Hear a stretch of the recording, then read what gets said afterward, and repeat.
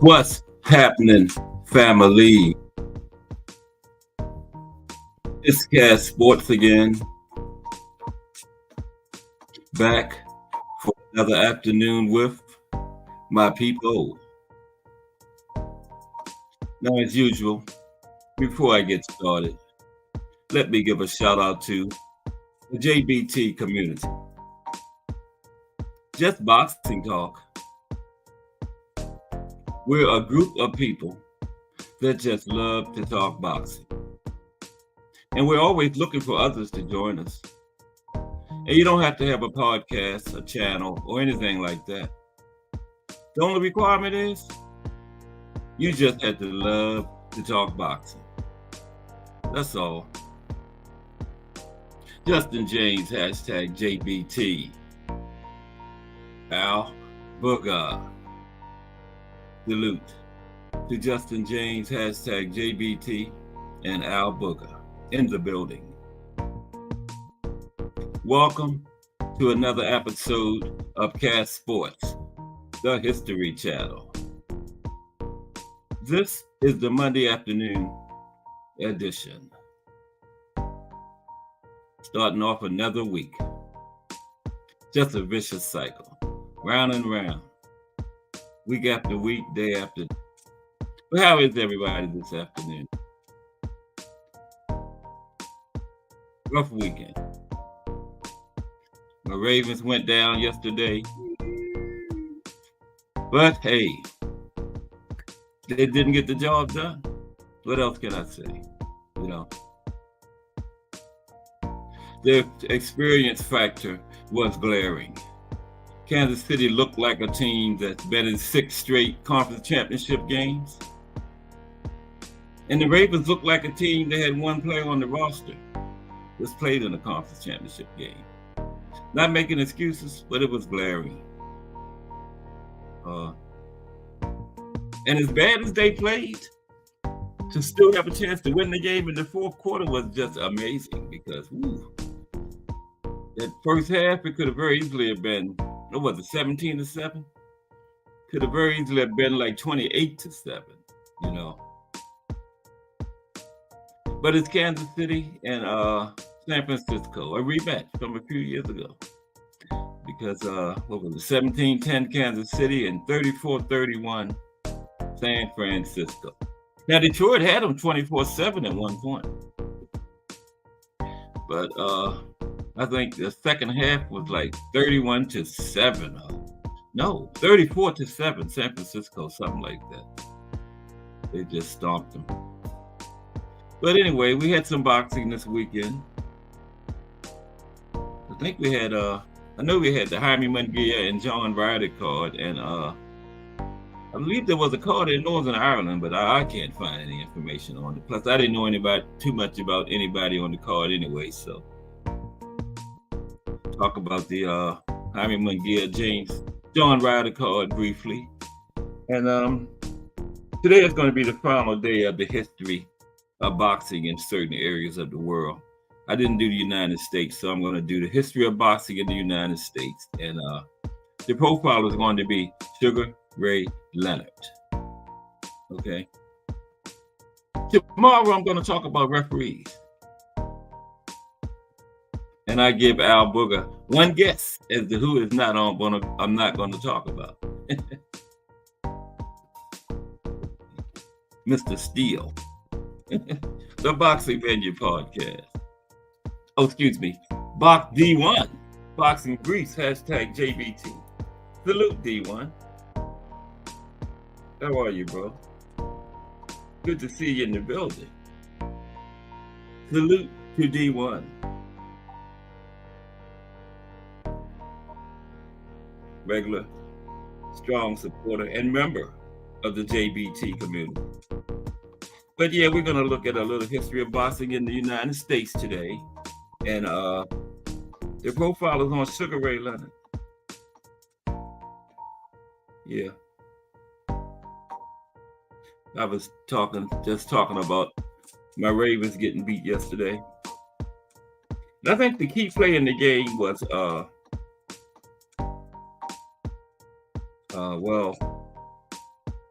Zay Flowers made 2 huge miscues, but the biggest one was when he got the taunting penalty, or whatever they call it, taunting. Now it was a lot of people think that the big one was when he fumbled going across the goal line, but I think the biggest one was the taunting, because they wouldn't have had to pass the ball. They would have had 1st and goal at the 9, and the Ravens would have ran it on in from there. But the taunting penalty cost them 15 yards and put them back on the 25, and then they had to pass, and that's when he fumbled going in. But as poised and good as he was all season, he is a rookie, and it showed in the biggest game of the season. But I'm not going to harp on that. There's always next year. But what up, D1? D1 is busy listening at work. I'm glad you're listening, D1. Good to have you, bro. I know you told me before you be at work and is listening. So thanks for stopping by. I hope you enjoy the show. Yeah. So the Super Bowl is set. San Fran, Kansas City. Rematch. Kansas City won the first time. San Fran and the Ravens would have been a rematch also, But it's all good. Well, it's not all good. It's all bad. My Ravens lost. But hey, it's always next year, They clearly had the better team on paper, but hey, that's why they play the game. On paper means nothing when you step out there between those lines. You got to transfer that on paper to the field, and the Ravens didn't do that. Now, the defense settled down, because Kansas City was just pushing our defense up and down the field, and especially the first quarter, but the second half, they didn't give up anything. Remember when Terrell Suggs came out the second half, came out of the tunnel, former Ravens linebacker? And that must have worked, having him come out of that moment, because they clamped down after that, man. And for the Ravens to still have a chance to win in the fourth quarter was just amazing, for as bad as they played. But I'm going to let that go. We're going to talk about the Jaime Munguia and John Ryder card briefly, before we start on this history of boxing in the United States and the profile on Sugar Ray Leonard. And this is Cat Sport, the History Channel. Well, how is everyone this Monday afternoon? Getting back into the work week okay? I hope this couple hours with me can make your day just a little bit better. Just a little bit. I know it makes mine better. Anybody hear from Jay? He didn't do a show this morning. I couldn't find it. He didn't even put up a thumbnail. So I didn't call him because I figured other people is calling. I didn't want to bombard him. But if anybody heard anything from him, put it in the chat for me, because, anytime anyone breaks their regular schedule, it's concerning until you hear something. So salute to the Boxing Menu Podcast. What's up, Boxing Menu Podcast? D1, Boxing Brief, Boxing Menu Podcast. 2 fire channels, by the way. Get on over there and subscribe to them. I'm subscribed and enjoy their content, fire content. Anything to do with the JBT is fire, though, because it's just boxing talk. But salute to the Boxing Menu Podcast, who just came in the building.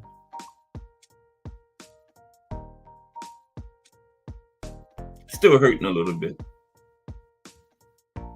but I didn't bet any money on it. There's 4 athletes that I never bet against in my life. Michael Jordan, Tom Brady, Patrick Mahomes, and Gervonta Tank Davis. Okay, so I didn't bet anything on that game. Okay, Michael Jordan, Tom Brady, Patrick Mahomes, Devontae Tank Davis? No. And if you want to get party with your money, bet against them. I'm not doing it. Good afternoon, Miss Joette. Okay, thank you, Miss Joette. He had something to do this morning. I appreciate that. Yeah, because I was kind of wondering. You know, he didn't come on. Hopefully we'll see him in the hangout tonight. Thank you, Miss Joette. I appreciate that. Miss Joette always with the information. Appreciate Miss Joette. And salute to you. Hope your day is going okay, Miss Joette. Glad to have you in the chat.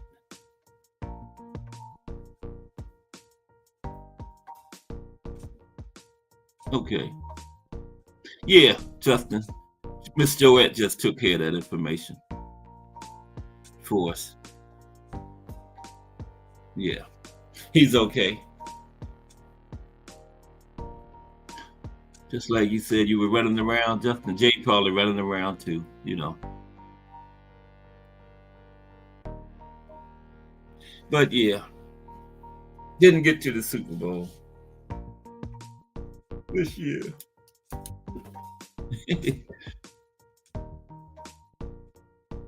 Let's go over that card from Saturday. It was, like I said, actually it was 2 cards, but I think it was one for Northern Ireland. But I can't find anything on it, so I'm not going to worry about it.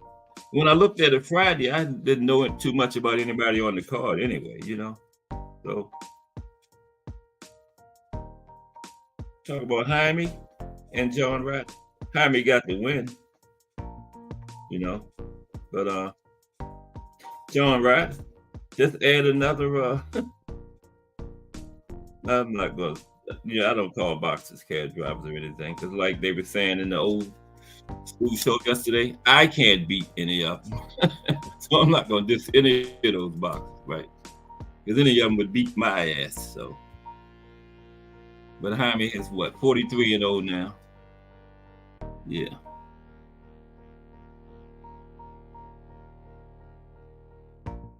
Thomas Hill, hashtag JBT in the building. What's up, T Hill? How you doing today?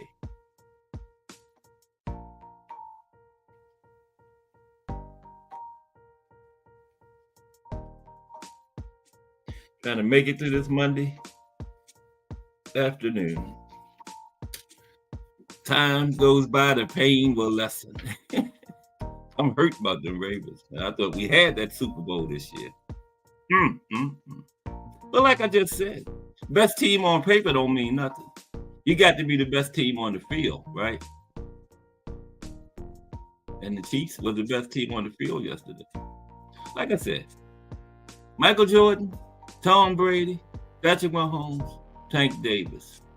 I never bet against any of those guys, man. Because those 4 guys just don't seem to know what losing means. Okay.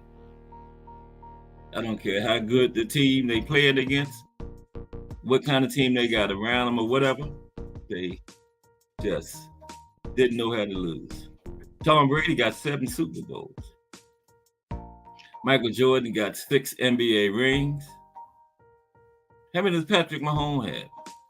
What is this, like his 5th one he's going to?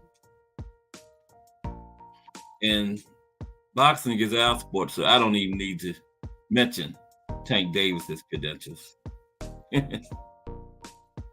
Yeah. But the Ravens did okay. They went a step further than they had ever been before, so that's what it's all about. Now, they made it to the conference championship. The next step is the Super Bowl, right? Right, Thomas Hill? The next step is the Super Bowl. Maybe next year. Mike Masick. What's happening?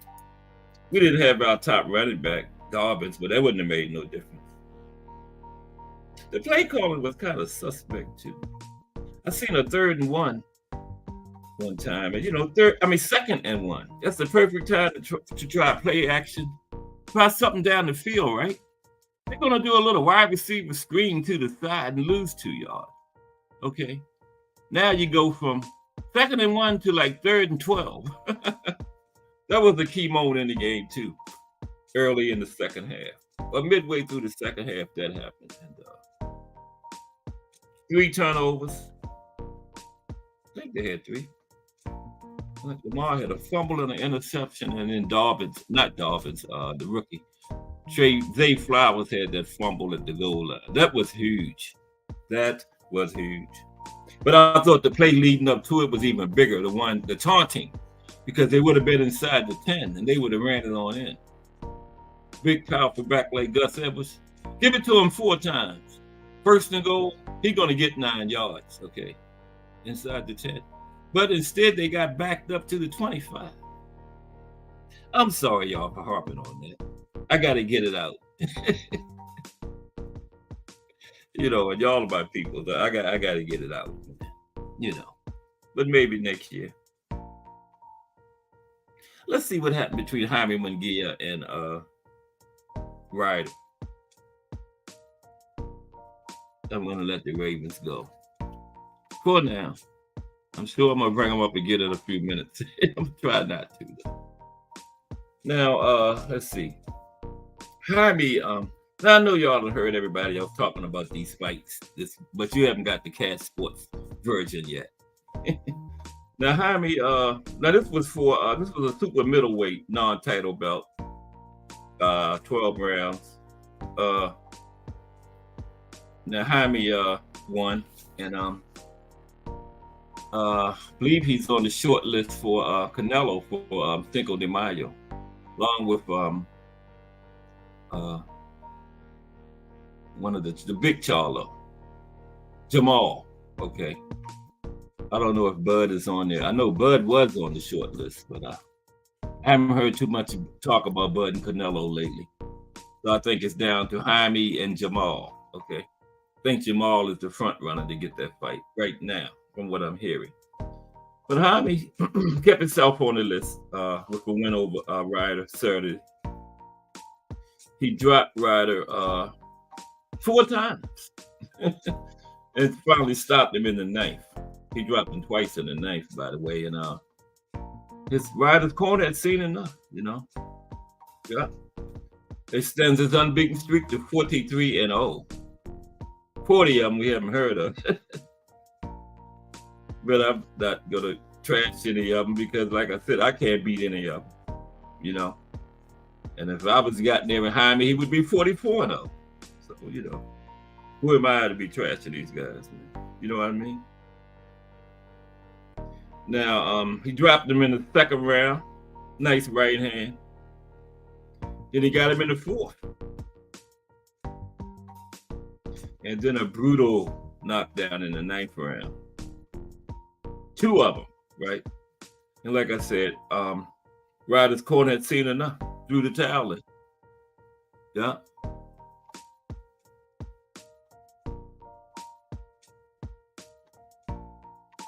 Threw the towel in.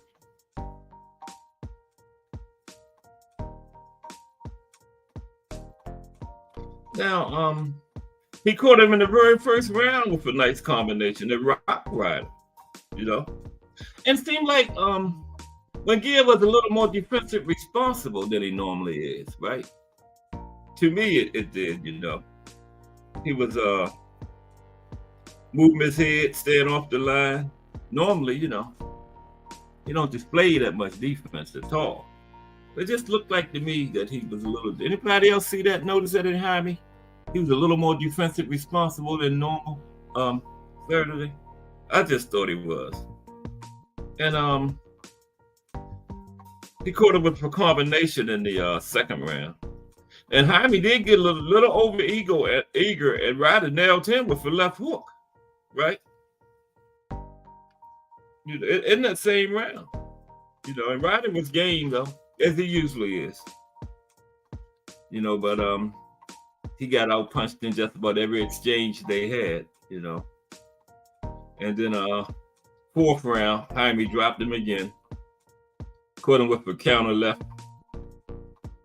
And by then, Ryder was way behind on the cards, He had been down twice, just the 4th round. And, he was losing every exchange.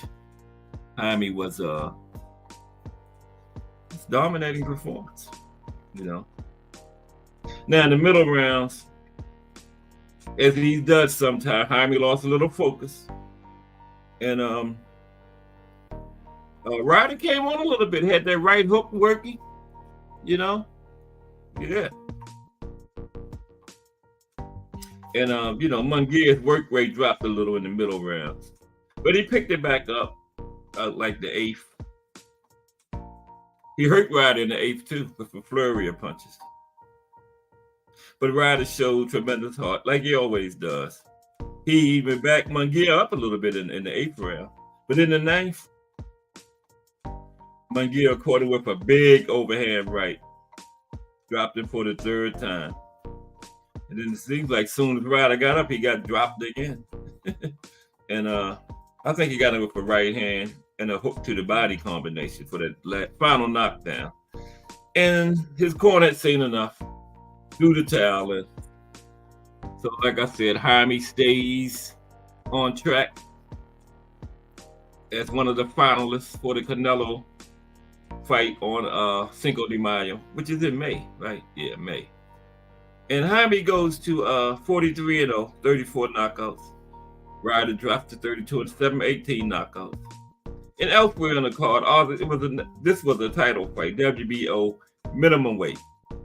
This was the first minimum weight fight I ever seen, 105. Oscar Collazo retained his title. He beat Reyneris Gutierrez, third round TKO. And Collazo has a nice early knockout ratio going, 9-0 with 7 knockouts. Okay, and Gutierrez dropped to 10-2. The Towering Inferno's sister was on the card, Gabriella, and this was a title fight too for Gabriella's IBF flyweight 112, and she retained her title, beating Christina Cruz. 10th round, she got in the 10th round, final round, stopped her. And Gabriella is now 13-0, 6 knockouts. That's good for women, 6 knockouts, yeah. And Cruz is 6-1. Now she's almost 40 years old. She was only fought 7 times. Wow. Alan Picasso Romero defeated Eric Ruiz. This was super bantamweight, 122. Unanimous decision. Pretty dominating performance. 99-91, 98-92, 98-92. Just Do Boxing in the building. The Voice. Coming up at 4 p.m. I'm getting you warmed up for The Voice. Salute. Just Do Boxing. And welcome to another episode of Cat Sports, the History Channel. And I appreciate all the support I get from Just Do Boxing. Means a lot. For an established, successful channel like that to be riding with me. Appreciate you, Just Do Boxing. Okay. Now, where were we anyway? Oh, Alan Picasso. Yeah, he beat Eric Ruiz. Okay, yeah, that was a dominating performance in the bantamweight, the super bantamweight, 122. And then Darius Fulgham, promising young fighter. He's at super bantamweight. He fought at heavyweight in the amateurs. Yeah. And he got a 10-round majority decision. 190, 98, 92, 98, 92. No, that's unanimous. No, I'm on the wrong one. Excuse me. Sorry about that. Darius Fulgham, yeah. Defeated Atlantes Fox. That's super middle. Okay. Anyway, Fulgham is 9-0. He got the stoppage actually. And he's 9-0 with 9 knockouts, 100% KO knockout rate going for him early. Fox is a veteran, drops to 28-5. Then Gregory Morales beat Ronald Ron, featherweights, 8-round unanimous decision. Then we had some prospects on the card. Gael Cabrera beat Miguel Sabalas, 6-round unanimous decision in the bantamweight division. Daniel Garcia beat Daniel Luga, First round knockout.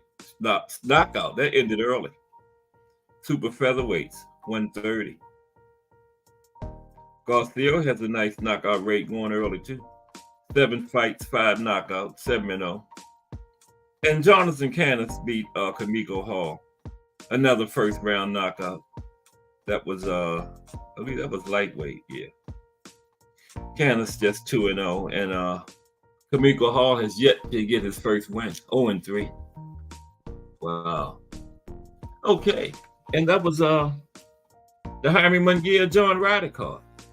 So Jaime stays on track to get his potential fight with Canelo on Cinco de Mayo. I heard that Big Charlo is the front runner. Look at the storyline. Coming to avenge his little brother. He'd probably get beat too. But he's a little bigger. Never fought at super middleweight before, but he was fighting at middleweight, just one step below it. So he's only taking one step up, whereas his brother went up 2, which I didn't think was wise. You know, you go step by step. You know, he was at junior middleweight. He should have went to middleweight, then go to super middleweight. So I give his brother the better chance. You know, he's doing it the correct way. You know, yeah. But you know, since we did history of boxing last week in the different regions of the world, I'm going to finish up today. We didn't do the United States, so we got to do the good old US of A. And then we're going to talk about Sugar Ray Leonard. It's going to be the profile. Okay? So let's get started. Everybody, Monday going okay so far? Appreciate you joining Cast Sports, the History Channel, helping me get through my pain of the Ravens losing. This was the best chance we had for the Super Bowl in years. And, you know, you got to take advantage of these opportunities because you don't know when you're going to get back this far again. Maybe never. I look at Dan Marino back in the day in the 70s. You know, he was in his second season, took the Miami Dolphins all the way to the Super Bowl. So and they lost, but everyone's saying he's young in his second season. They'll be back many times. Never went back. So you got to take advantage of these opportunities when you get them, because they are few and far between. Because there's so much parity in the league now, and teams just, you know, just get better, become contenders from year to year. You know, you don't see a lot 3-4 years rebuilding now. You know, you make the right draft picks, sign the right free agents, you can go from the seller to a contender in one season nowadays. So when you get up there to this level, this deep in the season, you got to take advantage of it, man, you know. So,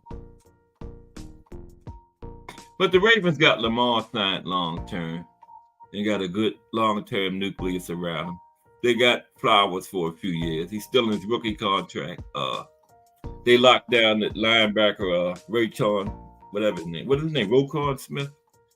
Locked him down. I think Queen will be a free agent, but they need to bring him back because him and Roquan anchored their defense pretty good, you know. And, you know, the defense is built around them 2 linebackers. So, but we'll see. You know, the season never ends, though. If you get a short break and then you go into contract negotiations, you know, somebody's contract is always up every season. So, you know, then you're looking at players from other teams who are free agents. So it's the 365-day process now. Okay. History of boxing in the United States.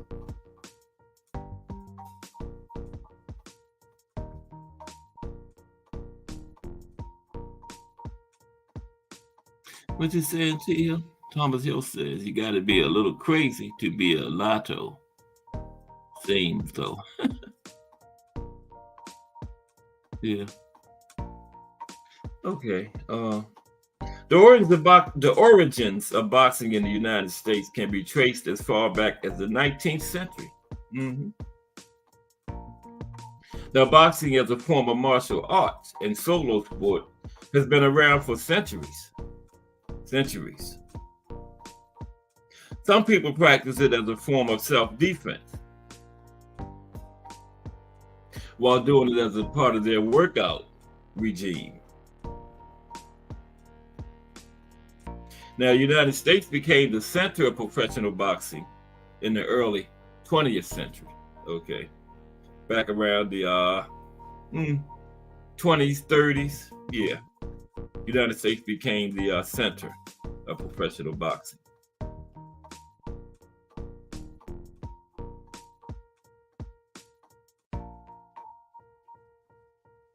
Now, the National Boxing Association was founded in 1921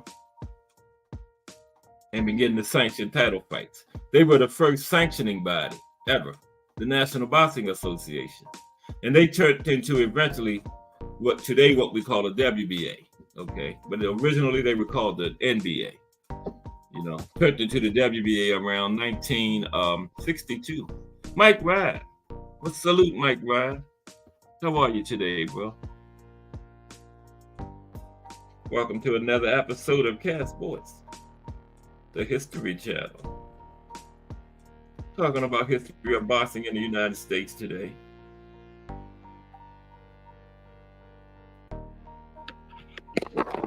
Everybody smashing on the like. A lot of people in here today. Let me see. Yeah. It's about right. Okay. Yeah. The NBA was the first sanctioning body. Okay. And they began sanctioning fights in 1921. And salute to Mike Ryan.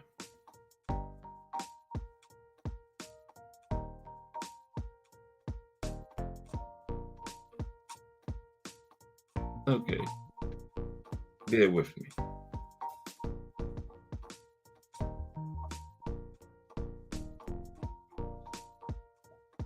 Now, what are we doing here?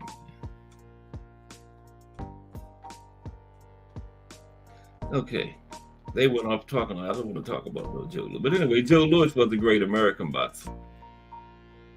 Great American heavyweight. Competed from 1934 to 1951. Reigned as the world heavyweight champion from 1937 to 1949. And considered one of the greatest heavyweight boxers of all time. American heavyweight champion. Now, the sport of boxing came to the United States from England in the late 1700s, actually. And it took root in the 1800s, mainly in large urban areas like Boston, New York, New Orleans. Okay. Now, John L. Sullivan was the first American heavyweight champion in 1882. And he was fighting under the bare knuckle boxing rules, okay? And again, in 1892, he became the first world heavyweight champion of the gloved era, okay? When he started wearing gloves. So the same guy was the first champion in the bare knuckles era. And the same guy was the first champion in the gloved era, okay? John L. Sullivan.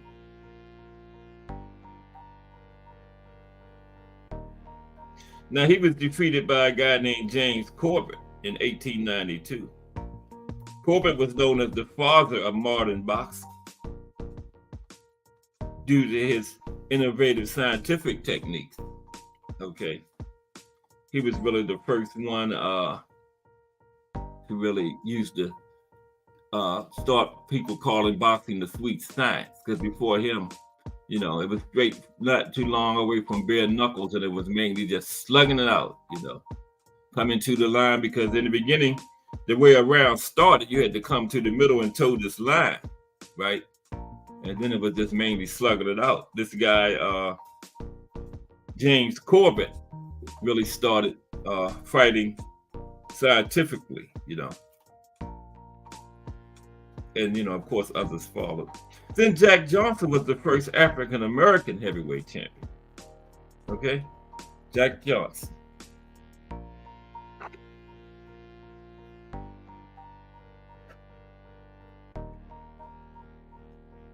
Everybody remembers Jack. That's Remo from hashtag Let's Talk Fashion did a piece on Jack Johnson a couple of weeks ago. That one before last. Pretty good piece on Jack and fashion. If you didn't see that, check that out. That was pretty good. Okay. Now in 1920, the Walker Law legalized prize fighting in New York State by establishing the New York State Athletic Commission. Okay. Now, in response, representatives from 13 states established the National Boxing Association. And they also began to sanction title fights. I was just talking about them. Now, the New York State Athletic Commission and the NBA sometimes crown different world champions in the same division, leading to confusion about who the real champion is. Sound familiar? That's the same thing going on now, remember? Different sanctioning bodies with different champions, okay, in the same division, leading to confusion. So that was going on way back in the 20s. And boxing was really getting established in the United States. Okay. Now, Jack Dempsey was not only a good boxing champion, he was one of the most popular athletes in the 1920s, period. You know, he was promoted by a guy named Tex Rickard. Yeah. If you like a boxing historian or something, you probably heard of him. Tex Rickard, big time promoter back around them times. Now, in the 1940s and 1950s, many African American boxers were restricted by the competitions they could enter. Okay. There was a group called Murderers Row. I did a piece on them a while back. Thomas Hill is kind of like an expert on Murderers Row boxers, you know. Now, after World War II, television took on an important role in professional boxing. Okay. It was popular because of the low production costs compared with other sports like, you know, football and baseball. Boxing was, the production cost was lower. That's why it was so popular on television after World War II.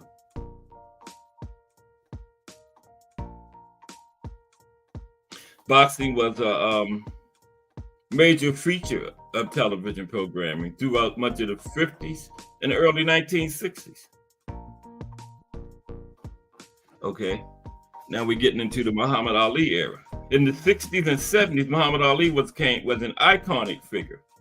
Okay, and he transformed the role and image of African American athletes in America. Okay, because he embraced racial pride and transcended the sport by refusing to serve in the Vietnam War in the 1980s. Refusing to serve in the Vietnam War in the 60s. Getting ahead of myself a little. Now, appreciate it, Thomas Hill.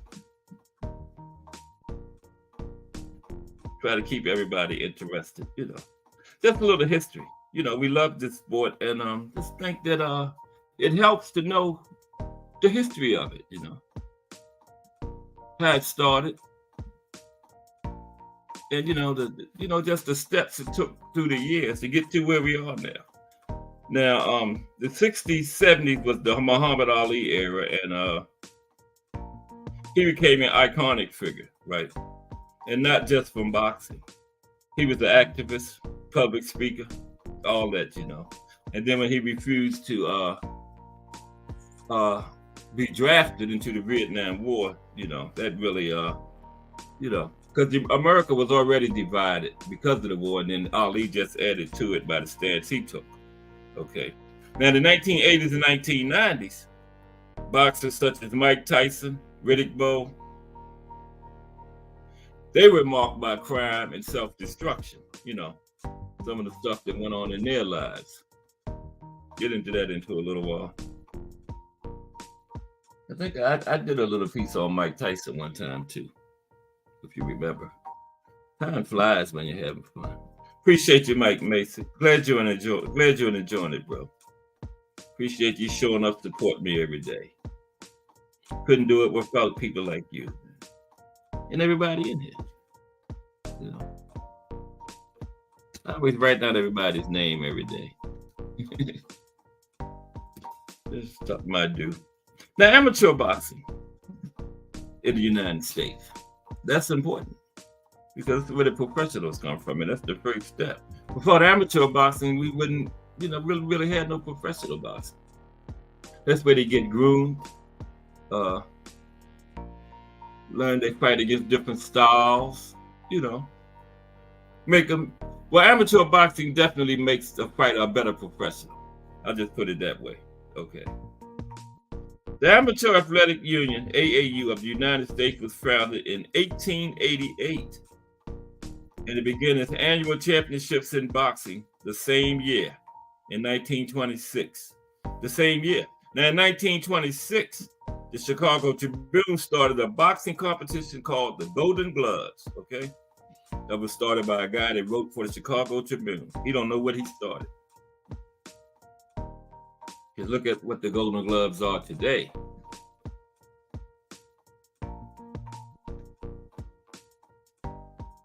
I appreciate you. I'm glad everybody, Boxing Menu podcast, I'm glad everybody has enjoyed it, man. Glad if they keep that pumps me up there. I appreciate y'all. 1000%. Okay.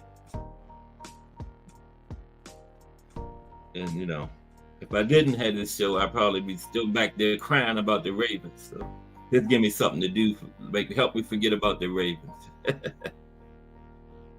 Okay, where was I?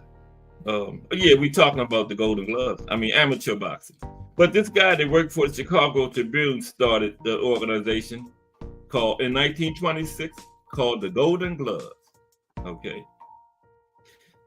In United States of America Amateur Boxing Federation, now called USA Boxing, which governs American amateur boxing, was formed after the Amateur Sports Act of 1978 enabled the governance of sports in the U.S.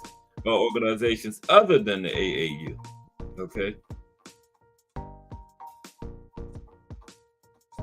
This act made each sport set up its own national governing body. But boxing don't have no, now that's just by name only. The sanctioning bodies and promotional companies, all they do whatever they want. They don't have no governing body. Come on.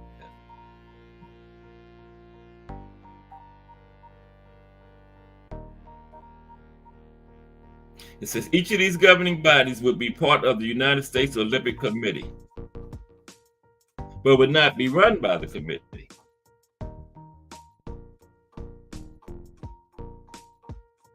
In 1992, Dallas Malloy won a case and the USA Boxing admitted women to its program, being the first governing body in the world to do so. Okay.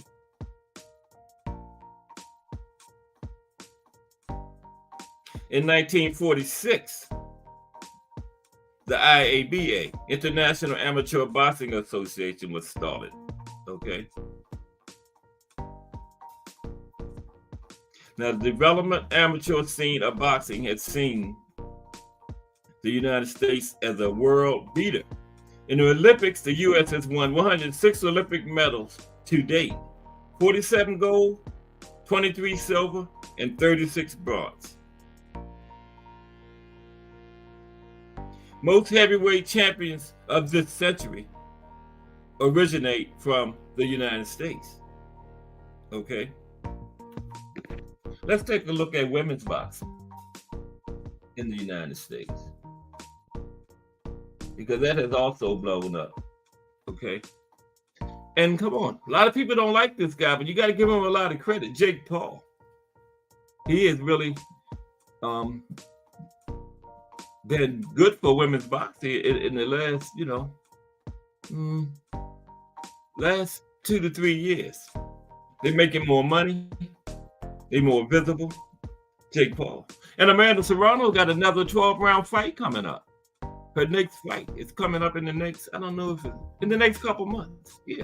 So maybe this will start something. Remember, she had the one, her and Danilo Ramos, and they both showed the stamina and the skills to go 12 3-minute rounds. So she got another one coming up. So that's a good sign.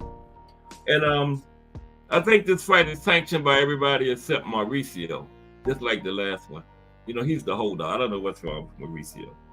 You know, he more worried about the belts to save Canelo. The franchise belts and nonsense like that is the stuff like giving the women 12 3-minute rounds. But that's just Mauricio. His father was the same way, full of HIT. But let's take a look at women's boxing. The first recorded women's boxing match in the United States occurred in New York in 1888. Hattie Leslie beat Alex Leary, and it was a brutal fight. Now, women's boxing at a professional amateur was rarely accomplished until the 1970s. Okay. Kathy Davis, Marion Trimmer, and Jackie Tonawanda were pioneers, as they were the first women in the United States to get a license for boxing. Okay. And Kathy Davis was the first female boxer to appear on the cover of Ring magazine. Now, in the 1990s, women's boxing had a brief period of popularity due to the likes of Christy Martin and Layla Ali. But early in the 2000s, the sport fell back to relative obscurity due to the lack of promotion. They didn't promote the women like they, could have. Okay. Lack of promotion.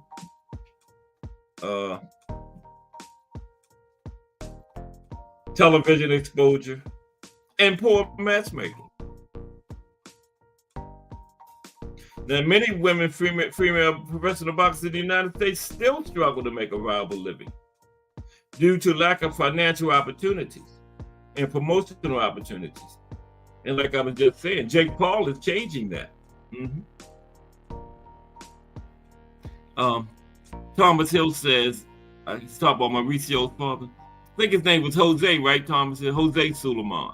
But anyway, his father was a better ambassador for the sport. However, slight, it may have been. Okay. Yeah, his father was a better ambassador for the sport, however slight it may have been. And Thomas Hill is talking about Jose Suleiman, father of Mauricio. Okay. Yeah. Now, a lot of women are still struggling to make a viable living due to the lack of financial opportunities and promotional opportunities. But Jake Paul is changing that. Okay. Now, in 2012, interest in women's boxing was revived when women were allowed to compete at the Olympics in boxing for the first time. 2012. Okay.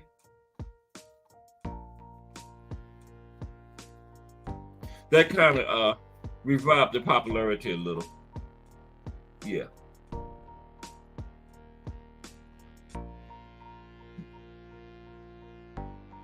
Now, a little bit about television and media coverage of the sport. Then we're going to get to Sugar Ray Leonard. Boxing used to be a popular staple viewing on American television due to its low costs and production values. Okay. And it was broadcast on all the major networks.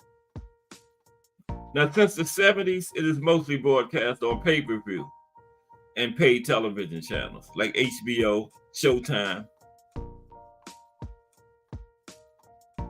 And however, this and a myriad of other factors resulted in the sport's decline in popularity, beginning in the late 1990s. One big factor was the sport's exclusivity to these premier outlets, while MMA events were eventually broadcast on major television networks and more accessible platforms, drawing in a younger demographic and more mainstream coverage. Yep. Now, it was hoped that the 2015 Floyd Mayweather Jr. versus Manny Pacquiao pay-per-view would reinvigorate interest in the sport in the United States. But they waited too long to have it. Scam likely. Oh, Lord. Excuse me. I messed around and answered it. Scam likely. Now, it was hoped that Floyd and Manny in 2015 would reinvigorate the sport, but they waited too long to have that fight, you know. But the main event was considered disappointing, and it seemed like it did further harm to the image of the sport than making it better. And 2015 also launched Al Heyman's Premier Boxing Champions. And that helped reintroduce the sport to mainstream audiences, because PBC was airing events on both broadcast and cable networks, right?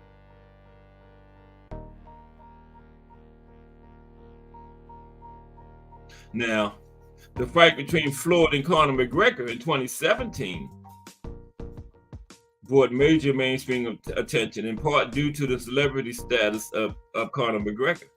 And they did an excellent promotion on that too. They went all over the world, and Conor McGregor was just, they did major promotion on. That was one of the best promotions I ever seen of anything to do with boxing. That Floyd and Conor McGregor promotion, that was fire. They really sold that fight. Yes, they did. And although you knew who was going to win it, a lot of people still bought that. You agree, Thomas Hill? That Floyd and Conor McGregor promotion was fire. Yeah. Yes, it was. And it received 4.3 million pay-per-view buys in the United States. That was the second most pay-per-view in history. What was the first? What topped that? Was it Floyd and Manny? Because Floyd and Conor McGregor did 4.3 million. I'm gonna have to look into that. Anybody know what? That was the second most ever. What topped that? What topped Floyd and Conor McGregor? Was it Floyd and Manny? Maybe. Or maybe one of Canelo's. I don't know. But yeah, it says Floyd and Conor McGregor was number 2. T. Hill, anybody know what number 1 was in pay-per-view buys in the United States? I don't. I sure don't. Now, that same year was when Top Rank and ESPN began their partnership, right?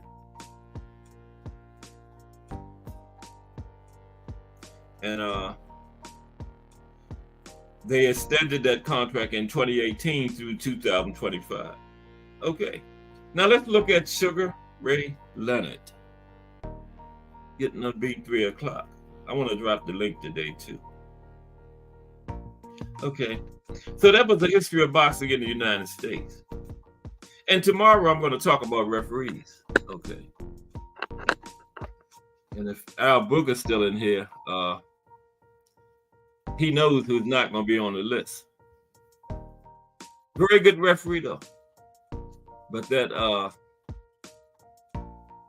Julio Cesar Chavez, Meldrew Taylor fight disqualifies him from my list.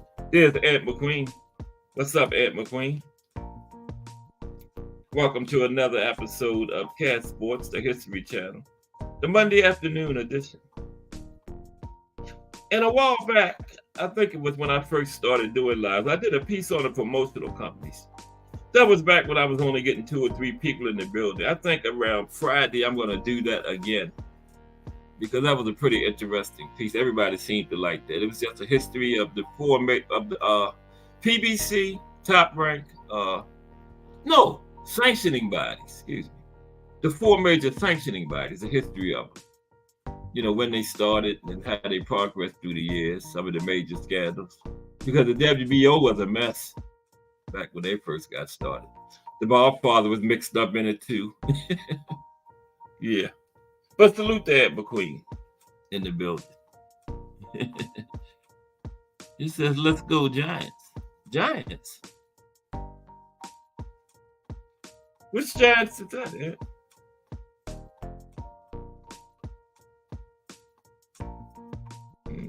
But salute to Ed McQueen. We're going to talk about Sugar Ray Leonard a little bit.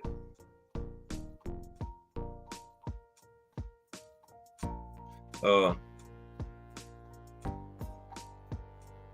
Former Olympic gold medalist, Hall of Famer,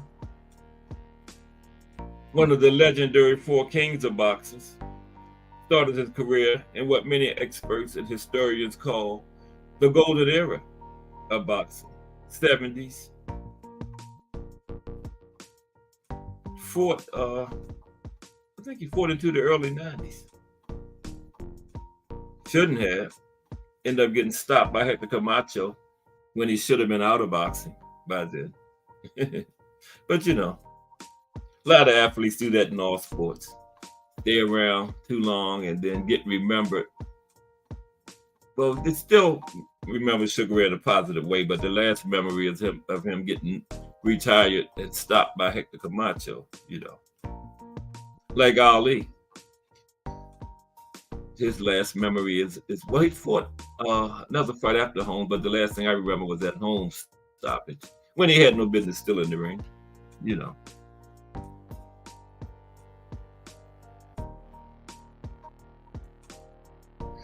But Ant said, "Let's go Giants."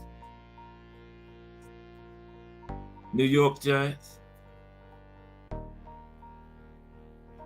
Well, yeah. My Ravens on vacation too, Ant, so I guess they down there today cleaning out their lockers and stuff.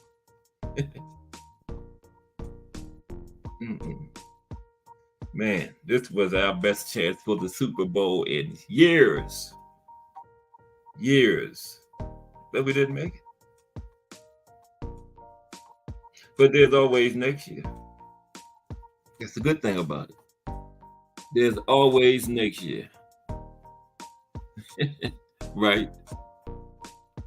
Okay, Sugar Ray Leonard.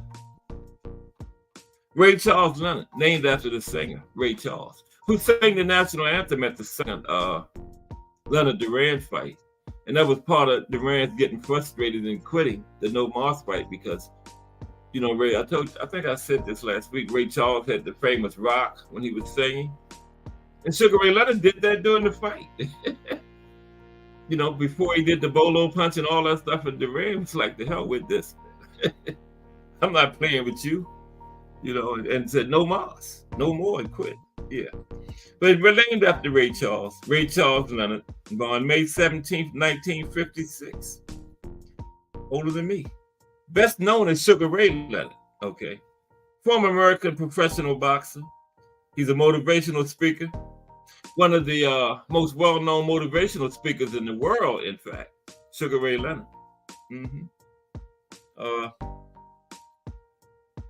Occasional actor, too.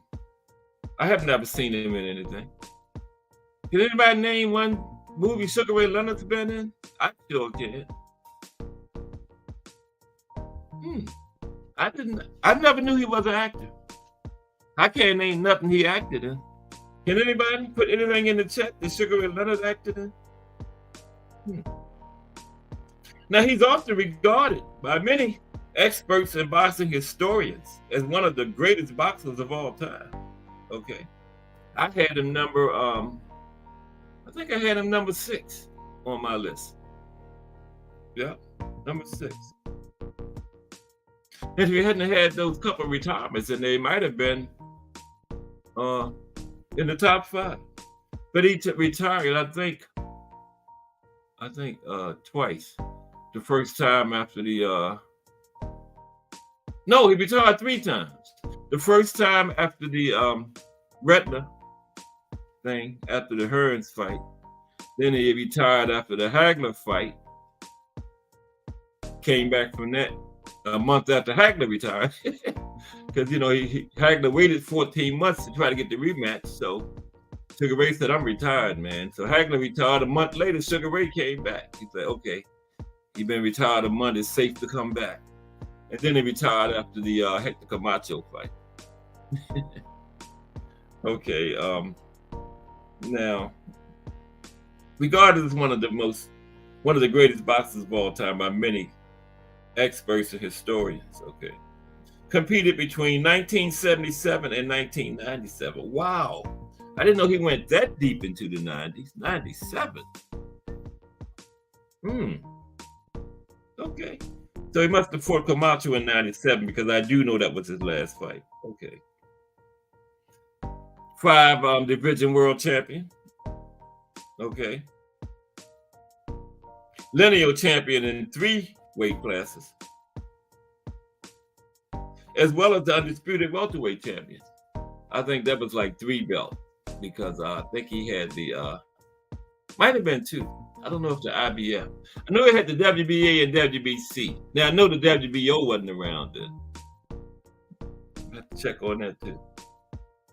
He was undisputed, but it wasn't 4 belts then. It was 2 or 3 at his time. Okay. At welterweight, undisputed at welterweight. Okay, but he was a 5 division world champion. Okay, like I said, part of the 4 Kings, a group of boxers who all fought each other throughout the 1980s, consisting of Sugar Ray Leonard, the Hands of Stone, Roberto Duran, the Motor City Cobra, Thomas the Hitman Hearns, and the Marvelous One, Marvin Hagler. Now Leonard was in the most 4 Kings fights, right? 6 of them, and he went 4-1-1 in 4 Kings fights. Okay, because he fought Duran 3 times, Hearns twice, and Hagler once. 6 4 Kings fights, which is the most of the bunch. Duran had 5. Okay, Hearns had 4. Hagler is the only 4 King that only fought the others just once. All the other ones fought another 4 King at least twice. Hagler just fought the other 3 one time. 2-1, losing to Leonard. Okay. Okay, now, yeah, the 4 Kings was a group of boxers that fought each other through the 80s. Told you Sugar Ray, Duran, Hearns, and the Hagler. And he also won a gold medal in the 1976 Olympics. He competed at junior welterweight, 140 in the Olympics. Okay. Yeah. Most fighters is always like a level or 2 below, you know, where they actually start their professional career when they're in the Olympics. You know, yeah. Younger, lighter. Okay. Yeah, 76 was a big Olympics for the United States. You know, that was when the Spinks brothers, Howard Davis, Sugar Ray. And then 1980 was they had a promising team too, but of course they boycotted. You know, politics reared its ugly head into it and didn't let the athletes go. They had another promising boxing team in 1980. Yeah, sure did. Now, the 4 Kings created a wave of popularity in the lower weight classes that kept boxing relevant in the post-Muhammad Ali era, right? Yep. During which Leonard defeated future fellow International Boxing Hall of Fame inductees Hearns, Duran, Hagler, and Wilfred Benitez. Okay. Could have been a 5th king.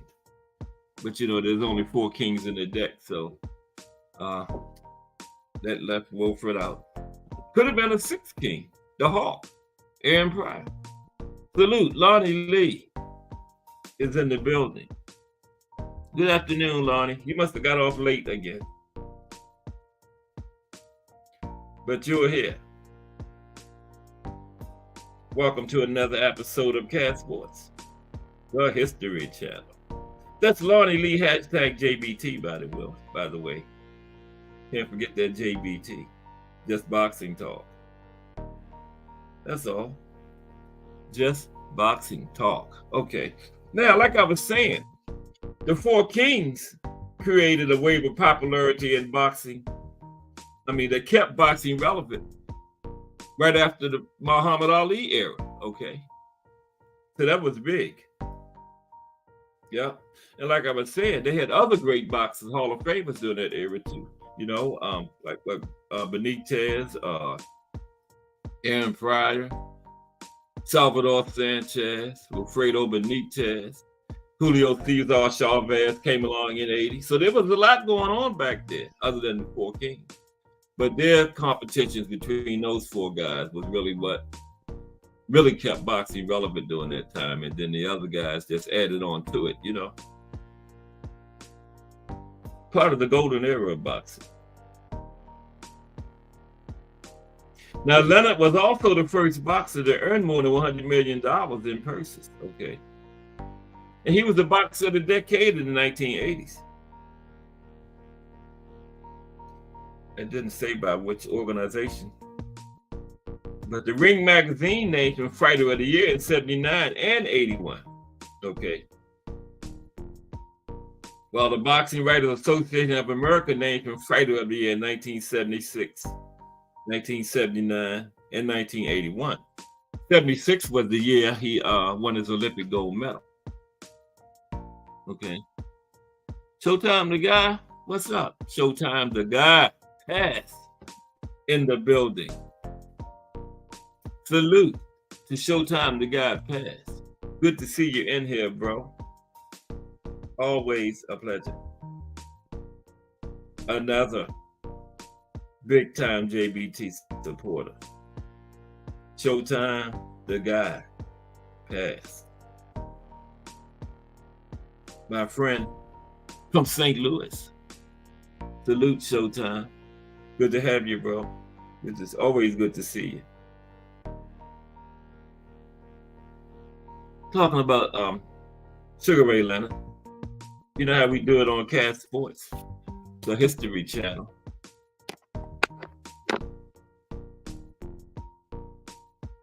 Man. Excuse me for 1 second. Yeah. Lights is right on target. We're going to get that 30 one day. Oh, there's Jay Hardcore. What's up, Jay Hardcore? I was looking for you this morning, man. I was like, panicking. I can't find Hardcore to hang out, man. That's my whole morning up. But it was all good. Man, yeah, I was panicking, Jay. Coming out, going back in, coming out, going back in. Then I finally said, oh, well, he ain't on here. But salute to Jay Hardcore from Hardcore Boxing News, the creator of the hashtag JBT in the building. Looking forward to the hangout tonight at 8 o'clock. We missed it this morning. It's going to be extra good tonight. But salute Jay Hardcore. And there's Bruce Gas Boxing, Jazz, and more in the building. What's up, Bruce Gas? Talking a little bit about Sugar Ray Leonard today. You know, Olympic gold medalist, International Boxing Hall of Famer, one of the legendary four kings of boxing, fought in the golden era of our sport. What'd you say, Thomas? So double good. I got to start looking at my phone because people be coming in. I'm looking at the laptop, and the laptop is like 10 minutes behind the phone. I think Jay told me something about that. The phone versus the laptop. Okay.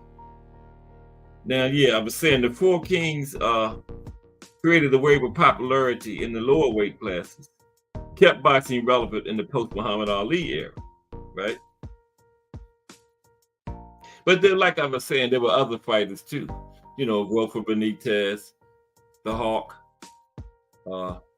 Salvador Sanchez, Wilfredo Gomez, Julio Cesar Chavez came in 80, Boom Boom Mancini, Alexis Arguello. So, you know, that was a really good era of boxing. And the good thing about it, all those guys fought each other, man. Fought each other. We had like 9 Four Kings fights overall. Sugar Ray was in 6 of them. Okay. Then Salvador Sanchez and Wilfredo Benitez fought each other. I think that was officially the first started the Mexican-Puerto Rico rivalry. Salvador Sanchez and Wilfredo Benitez. And Salvador Sanchez, they say, could have been one of the best featherweights ever if he wouldn't have had that accident and died in his right there. I didn't even think he was in his prime yet, really. You know. Mm-hmm. Yeah.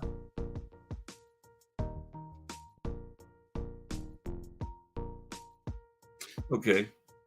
Let's get back to it because we're getting on up into there. Got to get out of here at 4 because Just Do Boxing, the voice comes on. And I might as well get out at 4 because when the voice come on, anybody going to be listening to me? No way. Okay.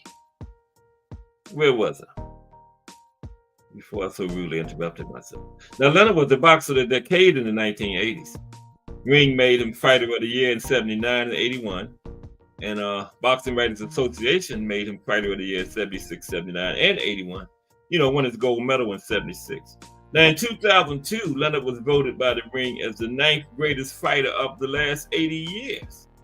And in 2016, he was voted by Ring magazine to be the greatest living fighter. Okay? And I agree with that. 2016, yeah. Because Ali, Frazier, all of them was gone then, had passed on. So, yeah. Y'all agree with that? 2016, Sugar Ray Leonard was the greatest living fighter. Might be still right now, in 2024. I would say so. Sugar Ray Leonard is the greatest living fighter right now. Y'all agree with that? What do you think, Thomas Hill? Is Sugar Ray Leonard the greatest living fighter right now? Considering all the fighters that passed on and the ex-fighters that's still living? I'm going on, fighters I'm not including the active fighters. Former fighters that's still alive. Sugar Ray Leonard is the greatest. I would agree with that. The Ring voted in that in 2016. I'm talking about now in 2024. I would say so. Yeah.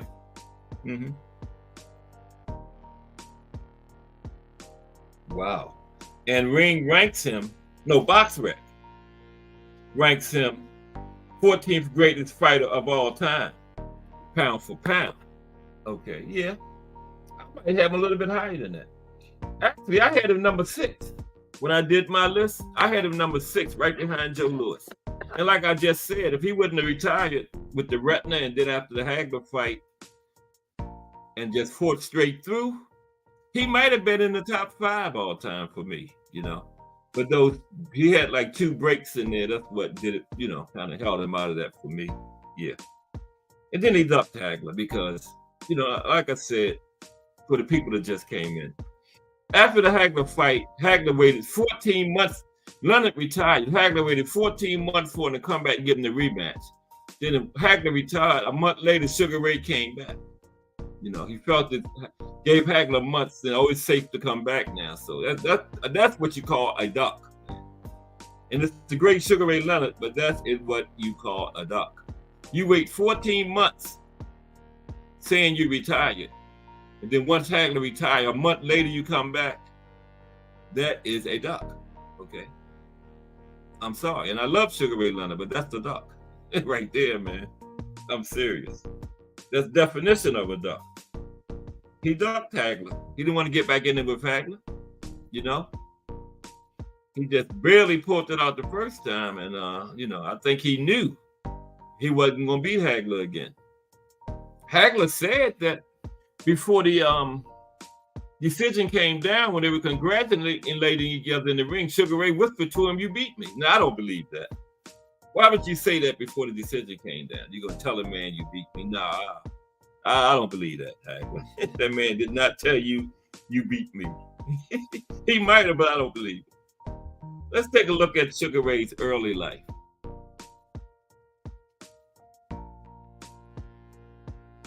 Thomas Hill says, people love to listen to the annals of time in the sport of boxing. Cass.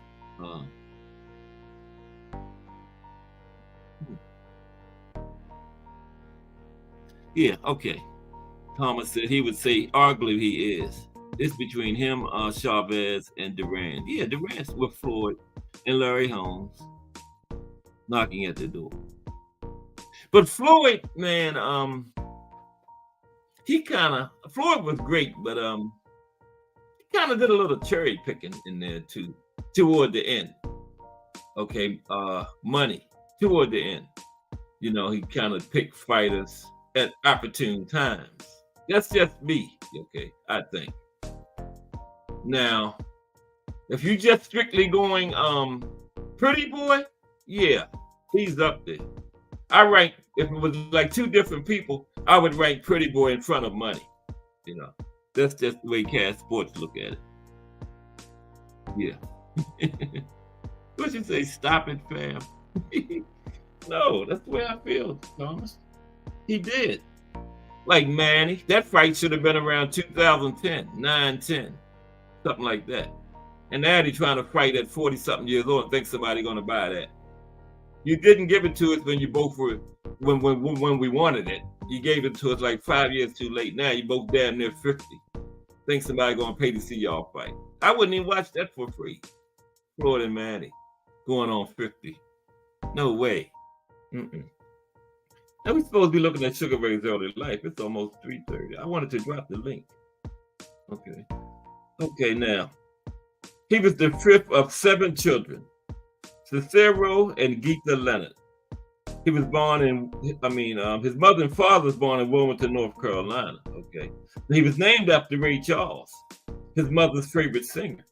Oh, he was born in North Carolina too. The family moved to Washington, D.C. Well, actually Palmer Park, Maryland. Like outside, not actually Washington, D.C. Palmer Park, Maryland, actually. Okay. When he was 3. No, they moved to Washington, D.C. from North Carolina when he was 3. Then they settled permanently in Palmer Park when he was 10. So they did live in D.C. I'm sorry, I was wrong. Okay, that's the second time I've been wrong this year. So that ain't bad out of, what's this, the 29 days. Okay, yeah, 2 wrongs every 30 days. 2 wrongs a month, not bad. Now his father worked as a supermarket night manager and his mother was a nurse, okay. He attended Parkdale High School, heard of it. I know Jay heard of it, Parkdale High School. That's over there in his neck of the woods where Jay's from, over there in D.C. Now, Leonard was a shy child. And aside from the time he nearly drowned in a creek, I almost drowned when I was 9 too. My father taught me how to swim after that. He had to come in there and get me. I'm in there, gonna dive all into like 10 feet of water, 9 years old. About 4 feet tall. Mm-hmm. And my father's buddy, he said, boy, you lucky you had Superman with you today. My mother was mad when I got home soaking wet. She didn't let me go to the water with my father for a long time after that. But I said, Mom, I know how to swim now. Still ain't going. But anyway, Sugar Ray almost drowned. Okay. In Seat Pleasant, Maryland. Other than that, his childhood was uneventful. Stayed home a lot, reading comic books and playing with his dog. And we had some fire comic books back then, man. The Marvel Comics group, Incredible Hulk, the Fantastic Four, Spider-Man, Captain America. Tell him, Jay, with some fire comic books back out in that day. And Sugar Ray stayed home a lot reading his comic books and playing with his dog, okay. His mother said, similar childhood to mine. His mother said he never did talk too much. We never could tell what he was thinking. But I never had any problems with him. I never had to go to school once because of him. Now that's different from me. My mother had to come plenty of times because of me. That's where we differ. His mother never had to go to school because of him. I can't say that. Nope. My mother, boy, I'm tired. I have to leave my job coming up at school for you. Okay, amateur career. Leonard started boxing at the Palmer Park Recreation Center in 1969. Okay. His older brother Roger started boxing first. Roger helped start the boxing program, urging the center's director, Ollie Dunlap. I heard of Ollie. Jay probably heard of him too, Ollie Dunlap. He directed that center over there in Palmer Park that Sugar Ray started boxing in. Now his brother Roger was urging the Center's director, Ollie Dunlap, to form a team.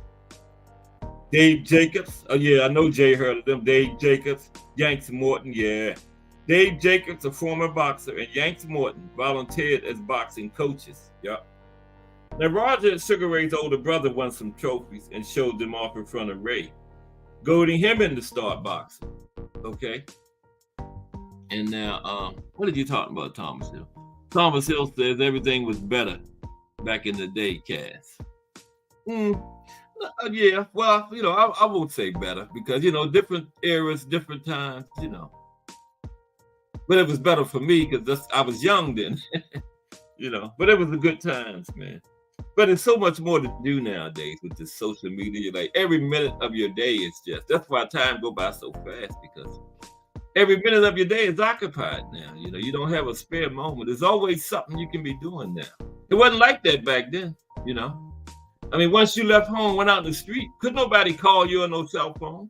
They just couldn't call or get in touch with you till you got back home. I kind of like that, Somebody could say, why you ain't calling me? I wasn't home. But you can't say that now.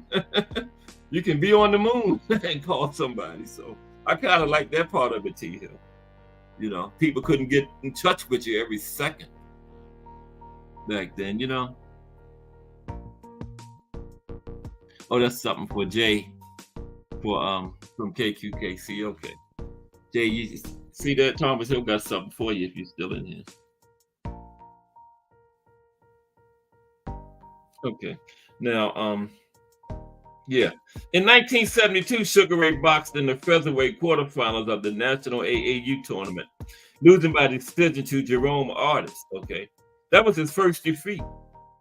Later that same year, he boxed in the Eastern Olympic trials. The rules stated that a boxer had to be 17 to box in international competition. Sugar Ray was only 16, and he lied about his age. Yeah, I heard that story before, right?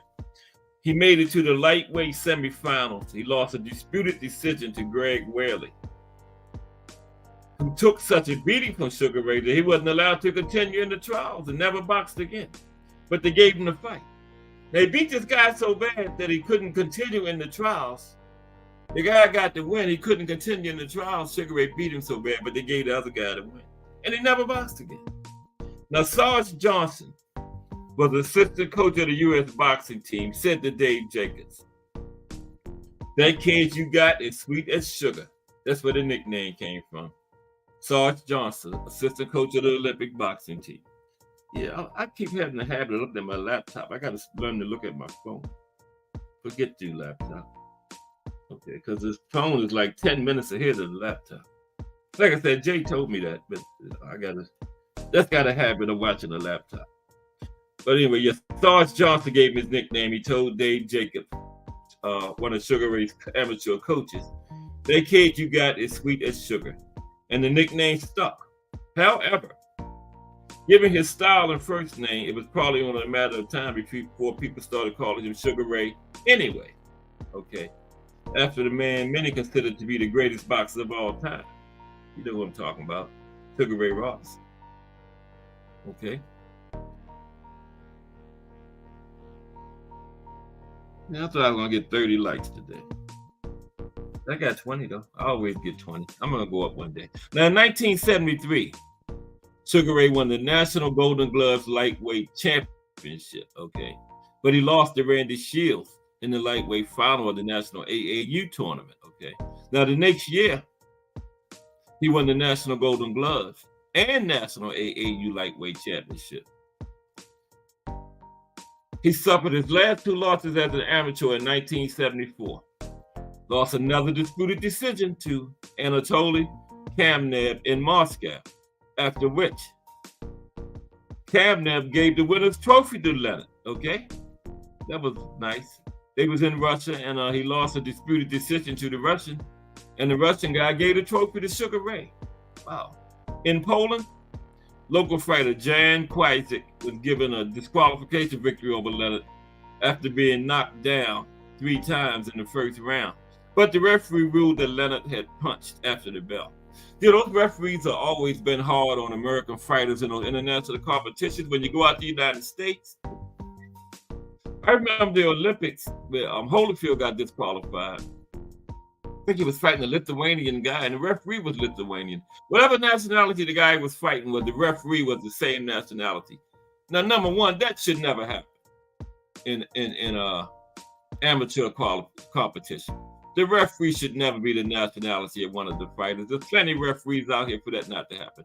Anyway, Holyfield had clearly started the punch, right? And the bell rang and he followed through and hit the guy. He got disqualified. No, the bell didn't ring. The referee gave some kind of order to stop after Holyfield started the punch and he disqualified him. It was clearly done on purpose. And that was in the Olympics. It was clearly done on purpose to get Holyfield disqualified. They have always been hard on American fighters in those international competitions, you know, over there, overseas, yeah. But agree, in the Olympics, the referee should never be a nationality of one of the competitors. Never. There's enough amateur referees out here for that not to happen, man. Come on, man. That is ridiculous. That could be the guy's uncle or something, or he might know his father or something. Come on, man. That is totally ridiculous. But Sugar Ray kind of got robbed in the same way. Knocked the guy down 3 times. The referee disqualified him because he said he punched after the bell. The guy was Polish. Referee was probably Polish. But anyway, they was overseas. They, like I said, they always been hard on American fighters over there. Okay. Now Leonard won the National Golden Gloves in National AAU Light Welterweight Championship in 1974. The following year, he won the National AAU Light Welterweight Championship again, as well as the Light Welterweight Championship at the Pan American Games. That's a big part of amateur competition, especially in Olympic years, the Pan American Games. Yeah. In 1976, Sugar Ray made the U.S. Olympic team as the light welterweight representative. The team also included the Spinks brothers, Leon and Michael, Howard and Howard Davis Jr., Leo Randolph, Charles Mooney, and John Tate. That was one of the best American teams ever. And like I said a little while ago, 1980 was a fire team too, but Carter didn't let them go. Politics, like I always say, reared its ugly head in sports and ruined those kids' dreams. And then in 84, same thing happened to the Russian kids. We didn't go to Russia. 84, they in LA, you know they not coming here. So yeah, that was very unfortunate. But yeah, they had a fire team in 76 and also in 80, but 80 didn't get to go. Okay. Many consider the 1976 U.S. team to be the greatest boxing team in the history of the Olympics. I just said that. I guess I'm one of many. That's what they said. Many consider that. I think it is, man. Leonard won his first 4 Olympic belts by 5-0 decisions, okay? In the semifinals, he faced Kazimierz Turba. Okay. You know, y'all know about me and names, so. And then he won another 5-0 decision, okay? In the final, Leonard boxed the great Cuban knockout artist, Andres Aldama, who scored 5 straight knockouts to reach the final, okay? So that was quite a final matchup. Leonard won 5 straight 5-0 decisions going to the final. And the Cuban guy had 5 straight knockouts coming into the final, okay? So a nice final was set up. Leonard landed several good left hooks in the first round. In the second, he dropped Aldama with a left to the chin. Late in the final round, he again hurt Aldama, which brought a standing 8 count from the referee. And they was in Montreal, so, you know, Montreal a little different from Poland and Russia. You know, they treat Americans a little bit better up there in Montreal, so, you know. Had it been Russia, Poland, somebody would have found some way to disqualify him or something, you know. But with only a few seconds left in the fight, a Leonard combination forced another standing 8 count. Leonard was awarded another 5-0 decision and the Olympic gold medal. Afterward, Leonard announced, "I'm finished. I fought my last fight. My journey has ended. My dream is fulfilled. Now I want to go to school." He was given a scholarship to the University of Maryland, a gift from the citizens of Glenarden, Maryland. He planned to study business administration and communications. He finished his amateur career with a record of 165 wins, 5 losses, and 75 knockouts. Not bad. Okay.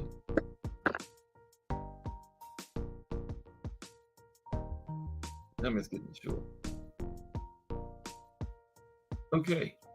Now Juanita Wilkinson, Leonard's high school girlfriend, told him he was pregnant in the summer of 1973, right?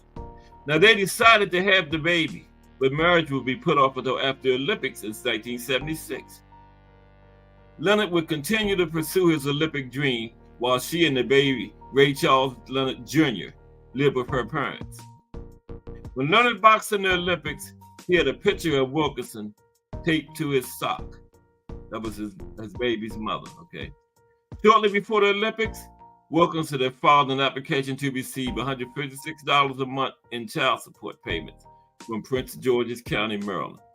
She named Leonard as the father, and the county state attorney's office filed a civil suit against Leonard to establish paternity and get a support payments for the child. Leonard learned of the suit several days after returning home from the Olympics. The headline in the Washington Star read, Sugar Ray Leonard named in Welfare Department paternity suit. Wilkinson went to the Olympics to watch Leonard box, but she did not tell him about the suit and never asked him for any money. That's some dirty shit there, man. There's nothing wrong with filing for the money, but tell the man. Come on, man. He's sitting right there watching him fight. Crazy, man. I didn't feel like being bothered by all those complications by asking him for any money for support, he said. But you took him downtown. You could at least told him. Wow. Leonard pledged he would support his son, even if he had to scrap plans to attend college. And now the man is a millionaire. You didn't have to do that.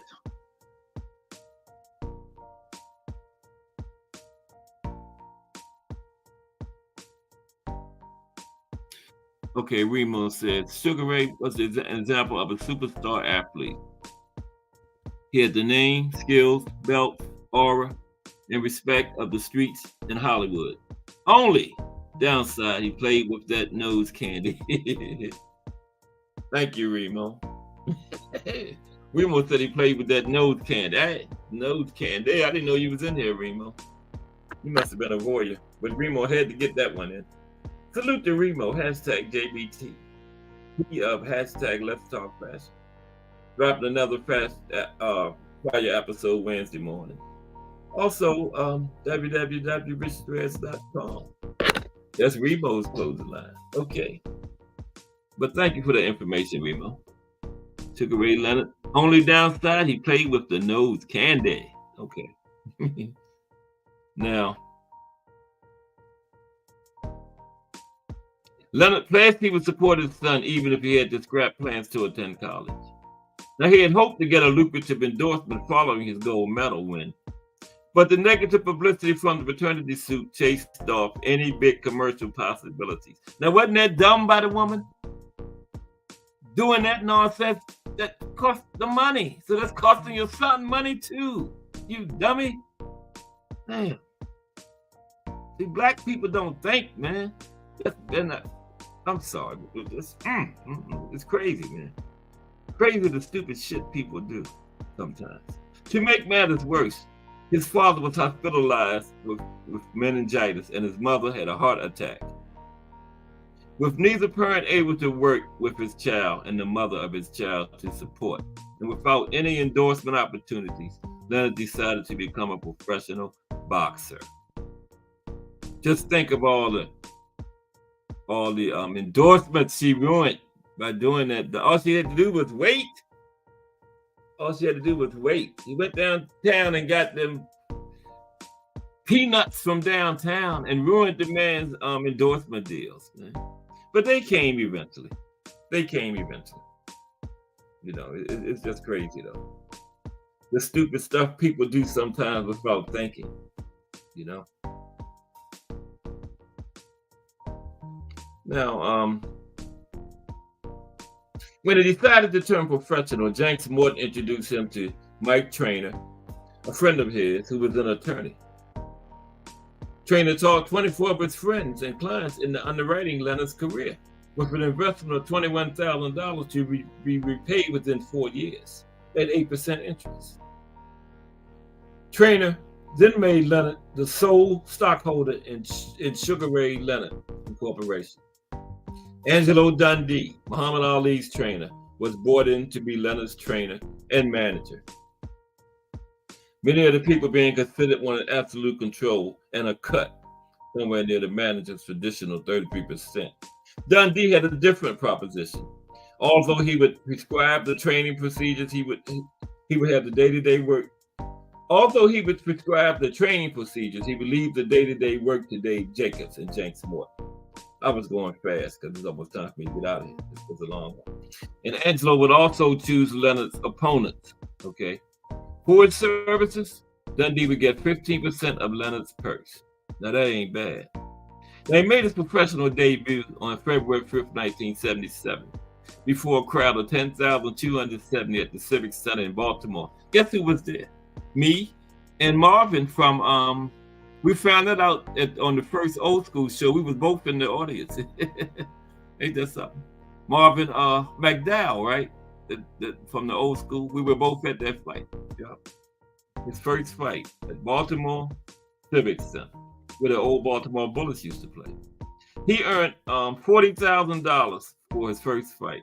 His opponent was Louis the Bull Vega, defeated by a 6-round unanimous decision. After the fight, he paid that $21,000 loan off, which he had 4 years to pay. But that was smart. Get it out the way right away. And see how smart he was? That showed you, man, he would have made some brilliant endorsement deals if that woman hadn't ruined it by taking him downtown for peanuts. Messed his endorsements up early, man. That was crazy. Olympic gold medalist, the endorsements would have been all over him. But when that stuff came out in the Washington Star about him taking him downtown, chased him away, man. People, especially when you're young, think things out sometimes. Look at it from all sides, Don't rush to conclusions. Okay? Oh, boy. Now, his first world title. Okay. With Wilfred Benitez for the WBC Welterweight Championship, November 30th, 1979, at Caesars Palace in Las Vegas, Nevada. Capacity crowd about 4,600. Leonard received $1 million, and Benitez, a 2-division champion, was 38-0. He got $1.2 million. And in 1979, that was a nice purse for a fight. $1 million? Yeah. 1979? It was highly competitive and tactical. In the first round, Leonard rocked Benitez with a left hook. It came off a jab and right cross. Okay? If I had more time, I would go through all that, but I'm not going to that. Leonard, going into the final round, Leonard led by scores of 137-130, 137-133, 136-134. See, those are 15-round scores. Okay? It's not like, 115, 112. That's 12, what we do now. But they was 15 rounds back then. Now, they went toe-to-toe in the 15th round. Late in the round, Leonard dropped Benitez with a left. He got up, but after a few more punches, the referee stopped the fight. Time was 2:54 of round 15. Now, the Boxing Writers Association of America named Leonard Fighter of the Year for 1979. Okay. Then a few years later came the brawl in Montreal with Roberto Duran. And Duran really got under Leonard's skin, like my friend Jay Hardcore has talked about. He talked about his wife and all that kind of stuff. And Leonard went in there mad and fought Duran's fight toe-to-toe. And I think he still beat him. But the judges didn't think so, and that's what counted. They gave the fight to Duran. Now, Leonard made over $9 million for this fight. Duran got $1.5 million. $9 million in 1980. Astronomical purse for a fight, man. Astronomical. Okay. And Duran got $1.5 million. Leonard was the All-American Olympic champion, By that time, he was over that story about the child support and stuff, He was getting his endorsements and everything by then, by 1980. Yeah. Okay. So Duran got the no, in a close fight. 141. It was actually majority decision. One judge had it 147, 147, and the other two had it 148 to 147. Okay. Now, then the next fight was the No Moss fight in New Orleans. You know, where Ray Charles his Huey was named after singing the national anthem. Duran should have knew he was in trouble then. You know, and like I told you, Ray Charles had that rock. Older people would know, well, not older, over 50s would know about the Ray Charles rock when he sang, because he was blind, you know. And Ray Leonard actually did that Ray Charles rock during the fight. Then he did the bolo punch and all that, and Duran was just like, man, go ahead with that shit. I quit. You know. He didn't put it that way, but same thing. Okay. And Leonard was slightly, but Duran was well in the fight at that time. I don't know why he did that. You know, Leonard was not beating him that bad. He was still well within the fight. You know, it was crazy that he quit like that. It really was. Duran has always been one of my favorite fighters too. But he was well within the fight when that happened. Yeah. And little side story. Duran tried to say he quit because of stomach cramps, but Duran's own manager said he didn't have no stomach cramps. His own manager said he quit because he was embarrassed. Duran's manager said that after the fight. He said he didn't have no stomach cramps before the fight, during the fight, after the fight.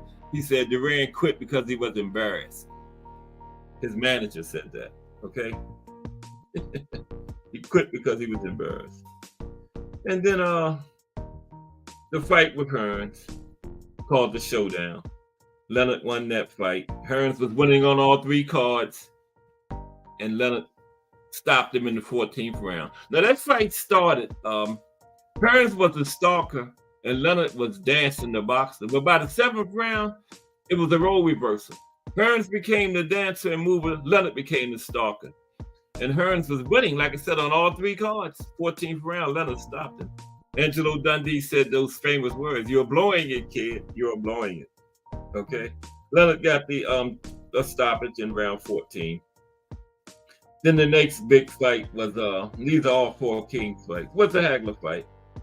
That's very controversial to this day. People still go back and forth about that, man. Me personally, I thought Hagler won it. Tampa Tommy thinks Leonard won it. Just like me and Al Booker could go back and forth about Meldrick Taylor and Julio Cesar Chavez all day. Me and Tampa Tommy can go back and forth about Leonard and Hagler all day. But I told you the story about it, though. Leonard didn't want to fight him again, though, because he retired after the fight. And Hagler stayed around for over a year trying to get the rematch, but Leonard was adamant about being retired. After 14 months, Hagler gave up and retired. Then a month later, Leonard comes back. He didn't want to get in there with Hagler no more. And then he had the second Hearns fight, which they called a draw, which I think Sugar Ray won. Hearns won. And then the third Duran fight. A lot of people don't know they fought 3 times. Yeah. Sugar Ray Leonard and Roberto Duran fought 3 times. The third one was at super middleweight. And they was both big, and I ain't gonna say out of shape, you know. But not in the same shape as the first 2 fights in Montreal. In Montreal and New Orleans. Nowhere near that shape. Okay. And Leonard won. Leonard dominated them the third time. Nothing like the first 2 fights. Like 2 totally different guys in there, man. Okay. In the third fight. And he retired twice. He had 3 comebacks. He retired after the retina, which Hearns did that because his eye was like sticking 10 feet out from his face after the Hearns fight. That Hearns left jab, straight right combination, put something on that left eye, man. And then he retired after the Hagler fight, and then Hector Camacho stopped him. He shouldn't even been still in the ring at that point, you know, when he fought Hector. He married his high school sweetheart, Juanita Wilkerson, the one that took him downtown during the Olympics. He did wind up marrying her. I don't think they're not together now. Yeah. Like Remo said, Sugar Ray liked that nose candy. Okay. He has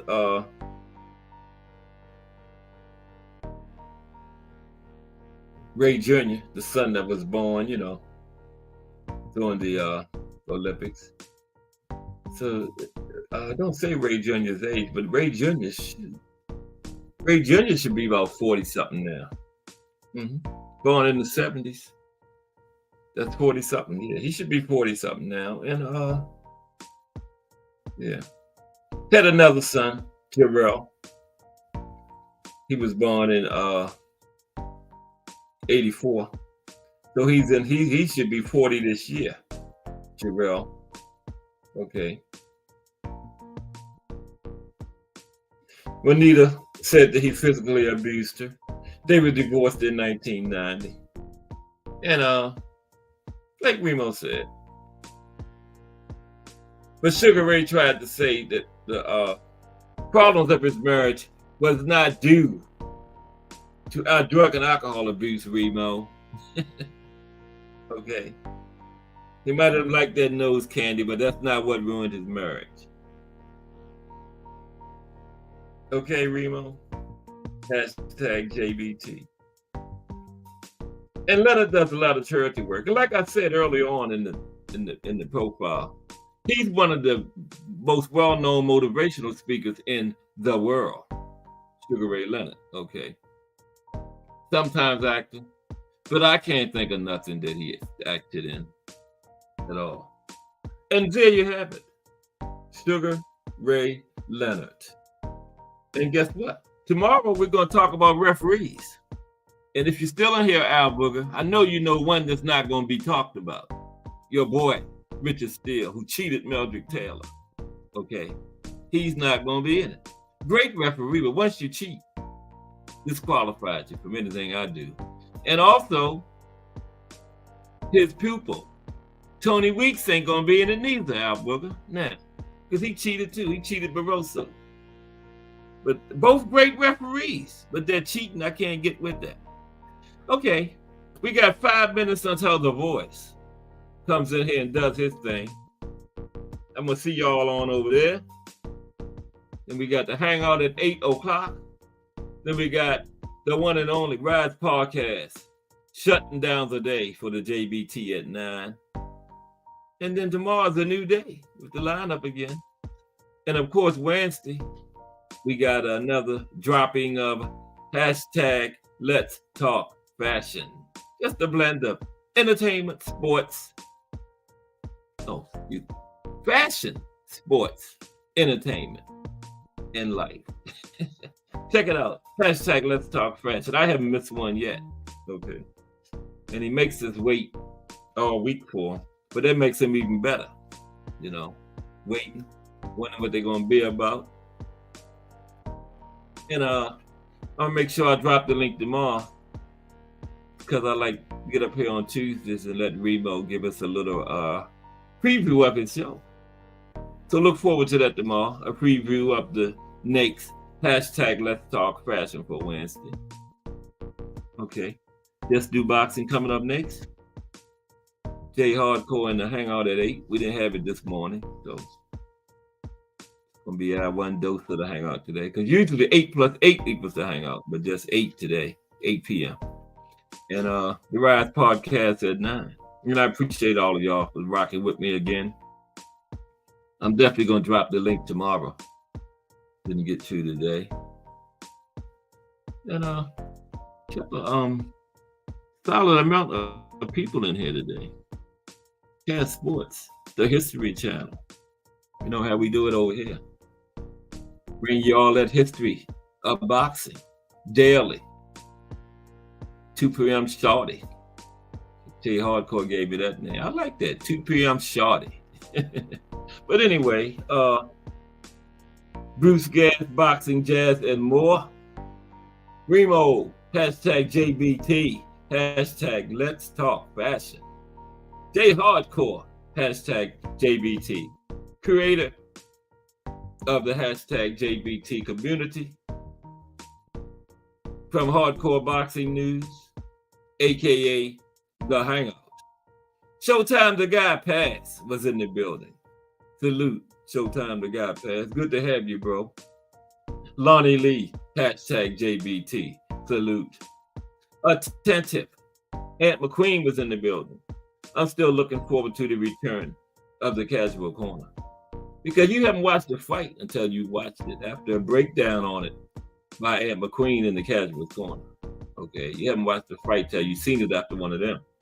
Trust me, I'm talking from experience. Mike Rhyme was in the building. The voice himself, Just Do Boxing, was in the building. Getting ready. We got 3 minutes, and I'm gonna see y'all over there in a couple minutes. Mike Masick was in the building. Thomas Hill, aka T Hill, was in here today. Appreciate you, Thomas Hill. Miss Joette graced us with her presence today. Always with the information. I was wondering about Jay Hardcore. Miss Joette put us down, but he's okay. He just had some things to do this morning. And then Jay Hardcore himself showed up. So appreciate you, Miss Joette. The Boxing Menu Podcast. Another fire show. He's talking about joining the JBT lineup eventually with his own fire show. Looking forward to that. D1 Boxing Briefs was at work lifting. Oh, hashtag D1 Boxing Brief, hashtag JBT. Can't forget that JBT. He was in the building, at work listening. Al Booker was in the building. I hope he ain't feeling some kind of way because his boy Richard Steele ain't gonna be part of my talk about referees tomorrow because he cheated Mildred Taylor. And Justin James, hashtag JBT, was in the building. Appreciate everybody for continuing to rock with my growing channel. This is Cat Sports, the history channel. And I'm gone. Peace.